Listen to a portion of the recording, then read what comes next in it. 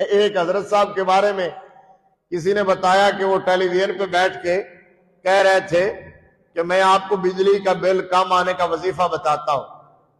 کہا کہ آپ جا کے میٹر کے اوپر انگلی رکھ کے تو 3 بار زم زم کہیں تو بجلی کا بل کم آئے گا.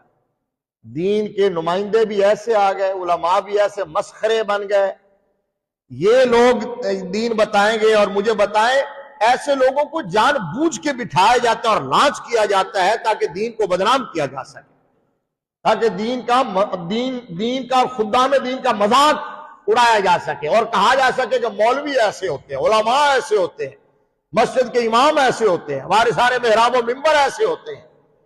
اسی طرح ایک مولوی صاحب نے بیان کر دیا، اس نے کہا کہ جی حضرت مولا علی رضی اللہ تعالی عنہ نے کافروں کو جہاں جہاں بھگایا تھا سعودی عرب میں، وہاں سے ڈیزل نکلا ہے، اور جہاں جہاں لٹایا تھا وہاں سے پیٹرول نکلا. الامان والحفیظ. یار یہ لوگ ہیں آج ممبر پہ بیٹھے ہوئے، اور آپ بھی ایسی باتیں سن کے خوش ہوتے ہیں، شاید چسکے لیتے ہیں.